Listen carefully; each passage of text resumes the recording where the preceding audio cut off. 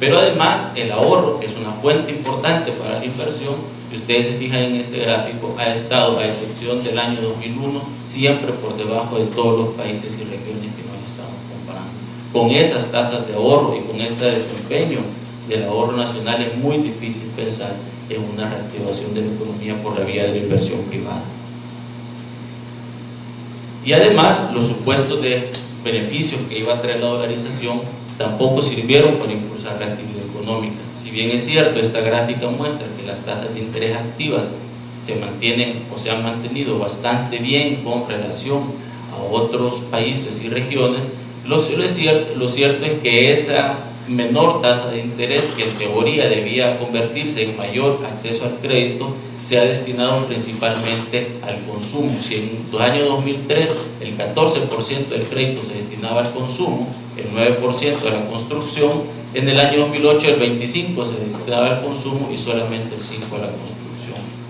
En esa economía llegó la crisis, ¿sí? Porque la crisis hay que entenderla también en un contexto más amplio, su magnitud, su complejidad, pero también cómo nos tomó la crisis. La crisis, a juicio del Ministerio de Economía y a juicio personal, nos tomó en una situación muy vulnerable frente a los choques externos y nos contagió principalmente a través de tres canales, ¿sí? El tema de inversión extranjera directa, el tema de las remesas y el tema de las exportaciones. Y este gráfico muestra más o menos qué es el fenómeno del contagio. La barra celeste equivale al año 2008, la barra ocre al año 2009, y si ustedes se fijan, hemos tenido un impacto importante en estos tres rubros que son tan determinantes para la economía nacional. Nuestras exportaciones cayeron cerca de un 16%, las remesas, si no me equivoco, Carlos, se redujeron cerca de un 8%, un poco más del año. Pero además las perspectivas tampoco son positivas en materia de inversión. De acuerdo con unas proyecciones que ha efectuado CEPAL, en el año 2010 seguiremos siendo, como hemos sido los últimos 10 años, el país de Centroamérica junto con Guatemala que menor inversión extranjera capta.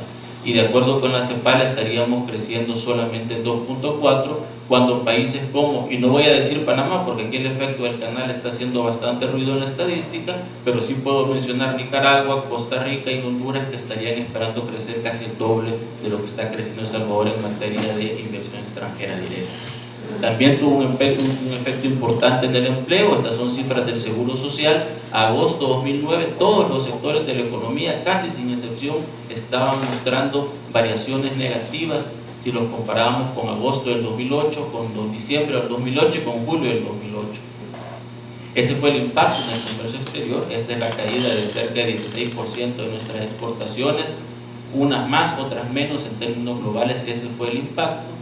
Este gráfico muestra también un poco la caída de las exportaciones y de las importaciones para los últimos 2 años. Este es el comportamiento de las remesas. Por primera vez, desde que se registran las remesas, creo yo, nunca se había tenido una tasa negativa, pero es importante, más allá de los números, señalar que este comportamiento no se había visto nunca desde que se registran las remesas. Este es el índice de volumen de la producción industrial, cayendo 3.4. Esta es la evolución del empleo en la industria manufacturera, alcanzando en noviembre y diciembre del 2009 sus niveles más bajos históricamente. Este es el PIB de El Salvador. Yo no voy a tener en los números, creo que las gráficas son elocuentes por sí mismas, ¿sí? Y en el sector construcción probablemente fue seguramente fue uno de los sectores más golpeados. Esta gráfica está comparando tasas de crecimiento de 2006 hasta 2009 y si ustedes se fijan, estos son los del sector construcción que muestran las tasas más bajas.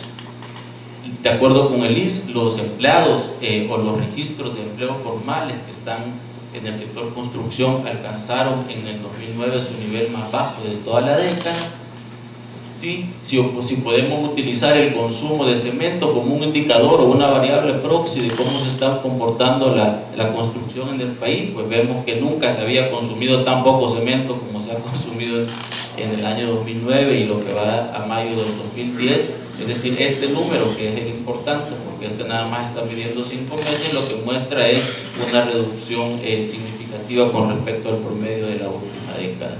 Y este es el crédito al sector de la construcción, que ya lo han señalado antes algunos compañeros de la mesa. La barra ocre o rosada muestra los montos y la barra azul el porcentaje que representa el crédito total privado. No solo nos agarró en una situación muy vulnerable, sino que nos enseñó que somos muy malos para predecir el futuro. Y yo creo que los economistas somos tan malos para predecir el futuro que a diciembre del 2009 estas distintas fuentes del gobierno, de la CEPAL, del Banco Mundial y otras estaban pronosticando para el año 2010 estas tasas de crecimiento del país. Ninguna de ellas ha sido rectificada. Ya todos nosotros a lo largo de estos primeros 5 meses hemos hecho ajustes, hemos hecho cambios. Y yo creo que es importante, más allá del número y de si los economistas somos buenos o malos, porque señala una cosa muy importante que Juanito resaltó, es el tema de la incertidumbre. Estamos viviendo en un mundo lleno de incertidumbre, estamos en una economía mundial y nacional que todavía no permite avisorar o ver señales claras y certeras en el camino, y creo que esto para cualquier sector de la actividad productiva y el sector construcción no debería ser la excepción. Veo algunas señales de cambio. Esta es una estadística que calcula el Banco Central de Reserva sobre el índice de volumen de la actividad económica. Se observa ya en el último periodo una leve recuperación de este índice. Este es el índice de volumen de la actividad económica del sector construcción. Si bien todavía está presentando tasas negativas, pareciera estarse recuperando de alguna manera, ¿sí? Este es el empleo formal que registra el Instituto Salvadoreño del Seguro Social. A partir de septiembre, octubre, ha marcado un cambio en la tendencia que se mantiene hasta mayo de este año.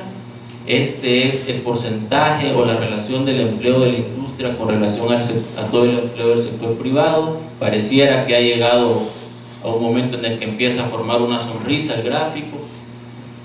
Esta gráfica no se ve, pero lo que quería mostrar, no sé por qué no se ve, son el crecimiento de las exportaciones, que para mayo de este año, si lo comparo con el mayo de todos los años anteriores, ya está más o menos a los niveles del año 2007, aunque todavía por debajo de los niveles de 2008. Las remesas parecieran de nuevo estar retomando una leve senda de crecimiento. El crédito sigue siendo una gran limitante en materia de reactivación. Aquí estoy comparando las tasas de crecimiento del crédito privado de mayo del año pasado con mayo de este año, y si ustedes se fijan, casi todas siguen siendo negativas. Y para que les interese a ustedes, si hace un año era menos 3.4, este año es menos 7.1 para el sector construcción. Pero es, digamos, un comportamiento más o menos igual para todos los sectores. Yo concluyo con 5 ideas. La primera, que tiene que ver con la dimensión y la complejidad de la crisis, que no solo alcanzó unas magnitudes que a mi juicio y a mi entender eran hasta ahora desconocidas, pero que además tuvo un impacto en El Salvador especialmente profundo debido a una debilidad y una vulnerabilidad muy alta de esta economía frente al choque externo. Concluyo también que si bien en 2010 se observan algunos signos de recuperación, la tercera idea que quiero compartir con ustedes es el tema de incertidumbre. Hoy más que nunca la incertidumbre se ha convertido en un factor fundamental, yo digo ahí para la definición de políticas económicas, pero debo suponer también para la definición de políticas empresariales y la toma de decisiones empresariales. El mundo es un mundo cambiante, dinámico, una economía incierta, y creo que ha llegado el momento en que aprendamos a planificar a los países, las economías y las empresas con un grado mayor de incertidumbre. Una economía tan pequeña como la nuestra, tan abierta como la nuestra y dolarizada, tiene muy poco margen de maniobra de política económica. Eso ha quedado evidenciado con las intervenciones de los compañeros de la mesa.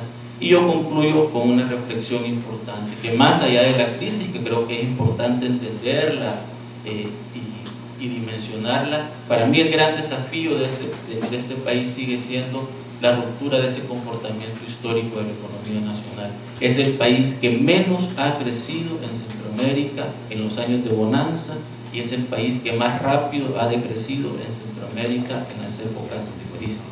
Creo que ese no es un problema de la crisis, es un problema estructural de la economía salvadoreña, y que solamente su comprensión y su abordaje con seriedad y desde el punto de vista de la política económica podrá ayudarnos a encontrar soluciones que permitan la reactivación en general de la economía y, por qué no, del sector al que ustedes representan.